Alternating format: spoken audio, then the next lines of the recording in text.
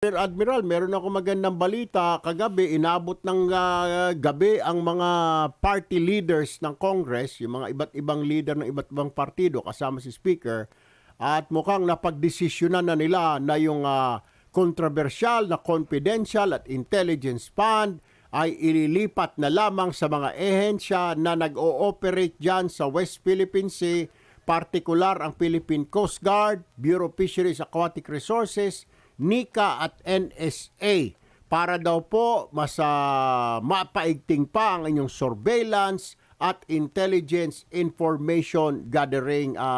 Rear Admiral Balilo, ano ho ang reaksyon nyo rito, sir? Ay, unang-una, Sir Erwin, no, kagabi rin ay nag-monitor kami ng mga balita nga at alam mo na at kami kasama kami talaga dito sa ahensya na naghahangad na lumaki yung ating intelligence fund. At ngayong umaga nga ay naging official na at base nga din po sa mga pronouncement na naririnig namin, kasama na po kayo. Kami po ay lubusang nagagalak at nagpapasalamat sa ating mga mambatas sa recognize dun sa pangangailangan po ng Philippine Coast Guard ng Intelligence Fund na kung saan magagamit natin ito, hindi lamang sa West Philippine Sea, sir. Napaka-porous po ng border natin. Meron pa tayong binabantayan sa Benam Rice at maging Southern Philippines. Although ang priority natin ay West Philippine Sea. When you say priority West Philippine Sea at iba pa mga lugar, Benam Rice, ano po pwedeng gagamitin ito dyan sa confidential at intelligence? I know intelligence gathering, pero will this be magagamit sa pag-monitor? Does this mean na kayo po ay magre-renta pa ng mga sasakyan? Or how will you do this? Or to modernize, yung inyong mga barko o yung inyong mga equipment or purchase more equipment out of this CIF na ibibigay ho sa inyo?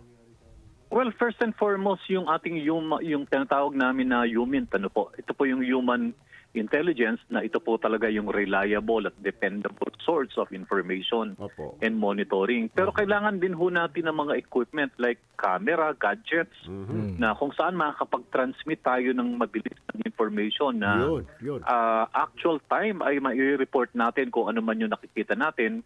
Nang sa gayon ay mayroon tayong basihan sa mga aksyon na gagawin po ng ating mga decision makers. Oo. Kaya bang bumili po nito ng mga fast crop? Kunwari, kung talagang maghabol-habulan kayo dyan, kaya rin siguro bumili ng mga fast crop din ng mga malalaki na 15-seater na tumatakbo ng mga 40 knots. May mga ganon, Rear Admiral, na gawa dito lang sa atin, sir. Opo, maaari po. At yan po ay titignan nating mabuti. At ang assurance lang po ng Philippine Coast Guard sa pagkakaloob ng Kongreso, kayo po ninyo sa amin dito, ay gagamitin po natin ito ng tama at i-account po natin sa sambayan ng Pilipino. At ito po ay magiging parang kumbaga investment sa Philippine Coast Guard na kung saan sisigurado ko po sa inyo merong resulta ito. Maaring of course sa West Philippine Sea katulad nga, pero may problema pa rin tayo sa drugs, sa smuggling. Tama. At kasama po yan sa siguro ay magiging focus din yung paglalagay ng intelligence fund. Asahan ba natin dito, Rear Admiral Balilo, this is Aljo Bendio, sir. Magpapatrolya na ang Philippine Coast Guard araw-araw po dyan sa EEZ natin, sa West Philippine Sea, upang protektahan ang ating mga mangingisda at i-monitor ang mga activities ng China Coast Guard? Alam nyo, hindi lamang itong intelligence fund yung talagang ibinigay sa atin. Dinagdagan pa rin po yung budget natin, allocation, para po sa ating fuel. At yun nga ho ay nakita po yung ating ginagawa doon at talaga pong magiging madalas at yung presensya po natin ay talagang makikita at mapoprotektahan natin yung mga mangingisda natin. At ako po ay magpapasalamat sa inyo at sa inyong mga kasamahan sa Makabayan Block for really doing your job at inusisa ho ninyo yung budget ng Pangulo. Ako po ay natutuwa kasi sabi ko nga ho, ito ay pera ho ng taong bayan na kailangan talagang masiguro na talagang ma-screen at hindi nawawaldas ang pera ng taong bayan. Kaya ako po ay magpapasalamat na ho sa inyo at sa inyong mga kasamahan for doing such a wonderful job for questioning and at least napasa rin ho namin yung pondo, ika nga. But then, moving forward, ma'am, ano po ang reaksyon ho ninyo? Mukhang kagabi, inabot ng gabi yung House political leaders na napagdesisyonan, alisin na ang confidential at intelligence fund mula sa mga line agencies, sa mga departamento at ilipat na lang lahat ito sa Coast Guard, sa BIFAR at sa NICA at NSA, Congresswoman Castro.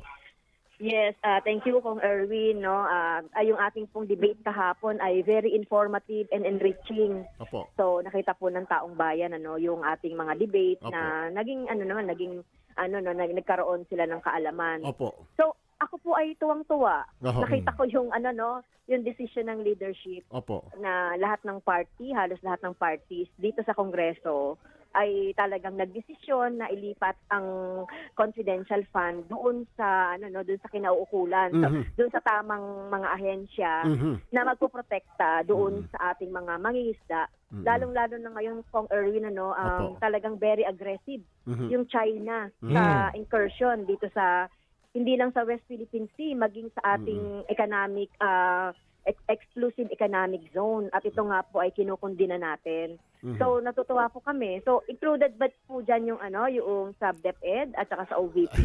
Wala na. Lahat po, ma'am. Nilagay Lahat. line agencies, civilian agencies ang sinabi. So kung hindi ka AFP, hindi ka PNP, ay ali-alisan ka nito. Kung ikaw department lang dyan, aalisan po ng pondo na CIF, ma'am. Yes, it's a good it's a good development. Matanong kita, tingin ko ma'am. po- Matanong kita. Sa palagay Yes. mo ba, pinakinggan ng House political leaders ang hinaing ng taong bayan? You think ito ay ginawa ng Kongreso because ito ay the will of the people? Ika nga, Congresswoman Castro, do you think so? Tama ka. Oo, tama ka Kong Erwin nababasa ko nga sa mga comments Opo. ng ating mga netizens, Opo. yung tuwa nila doon sa naging desisyon. Maganda yung naging desisyon ni speaker Opo. dahil hindi lang siya yung nag-decide. Opo. Kinuha niya talaga yung concession at lahat ng ng mga parties. That's a good sign of leadership. Good leadership yung ganun po. Opo. Na talagang kinuha niya talaga yung posisyon ng iba't ibang mga natin, ng ating iba't ibang mga leadership dito sa Kongreso. So congratulations po sa inyo. So mukhang ito yung sinasabi niyo sa akin before na magandang balita. Hindi lang po para sa akin yan, para sa taong bayan yan, Kong Erwin. Tama Okay, po. magandang balita ito. Congresswoman Castro, pagkakaalam ko dito sa Confi Intelligence Fund, general rule, hindi ito subject talaga sa tinatawag na transparency. Not subject to COA audit dahil sa national security reason. Ito war on drugs natin, anti-terrorism and insurgency. Tama ho ba? Kasi ginagamit ho ng iba alam mo na, kontra po dito sa CIF. Ngayon, inilipat na nga dito sa tamang departamento. Tama ho ba, ma'am? Yung ating pong Joint Circular 2015-1 ng there is some kind of transparency and accountability. In fact, meron nga po itong penalty kapag hindi nagawa nung head of the agency yung tamang proseso sa pag-a-account nito, pagre-report, at iba pa pong mga nandoon sa JC. Kaya tama lang po yun, kasi nakita naman natin yung COA. Hirap na hirap silang mag-audit nito kung maraming mga ahensya ang may hawak nito. So yun naman pong mga confidential information. So hindi naman yan kakailanganin siguro ng taong bayan. Ang mahalaga lang po ay mai-account. Diba? Yun naman Kong Erwin. Opo, Kong opo. Erwin, yun naman ang gusto natin, Tama. maging accountable. Maging accountable ang head of agency doon sa pera ng bayan. Tama. Kasi kahit naman po sentimo yan, pera rin po ng bayan na dapat nating na pangalagaan. So yun po yung ginagawa ng COA at safeguard. At tayo dito sa Kongreso, nasa atin yung power of the purse. At sana dito sa nangyaring dito sa OVP nagkaroon tayo ng lesson dito na hindi basta-bastang maglilipat ng pondo dahil tayo po yung kailangan nating panghawakan Kong Erwin yung ating power. I mean yung kapangyarihan na tayo yung nagbibigay or nag-a-appropriate ng pondo na kung meron mang gustong ma-augment o ma-appropriate, dadaan sana sa atin. So, yun yung sinasabi natin. Kung may pahabol So, lang hindi ako, siya- Do you think this is can you consider this as a victory ng taong bayan after nga few weeks nung ito ay lumabas at kwinestyon ng taong bayan, inyo pong sinusugan, kaya lumaki po itong issue, and then the netizens, yung taong bayan ay nagreklamo din, nagtatanong. So, do you think you can consider this as a victory ng mga tao, Yes, Congresswoman? tama ka Kong Erwin. Victory to ng taong bayan na pinakinggan naman ng ating leadership. Okay, yun ang maganda doon, no? Opo. Kahit po sinusulong to ng taong bayan, kung hindi naman pinakinggan ng leadership, ay mababaliwala yung mga effort. Kaya it is both the victory of our people and the leadership here in Congress. Tama po. Alam nyo nga ma'am, lagi ko nga sinasabi at maging si Speaker Romualdez na nagsasabi, trabaho natin yan kasi tayo ay nilagay dito para pa representative nila, ano pa ang saysay natin kung hindi naman natin papakinggan ang hinaing ng mga kababayan natin o ng mga tao na naglagay sa atin sa pwesto. Tama po, Kong? Yes, tama po. Public office is a public trust. Yun. Hindi lang dito sa Kongreso, no, sa iba't ibang mga ahensya din. Kaya talagang yung trust sa atin ng ating taong bayan, lalong-lalo na po yung bumoto sa atin, ay wag nating basta-bastang baliwalain yun. Kailangan gumampan po tayo ng ating tungkulin, ng sinasabi naman sa ating oath of office, sa preamble, sa 6713, yung mga dapat na gawin ng employees saka yung official. So yun po, dapat nating sundin yung mga ganun.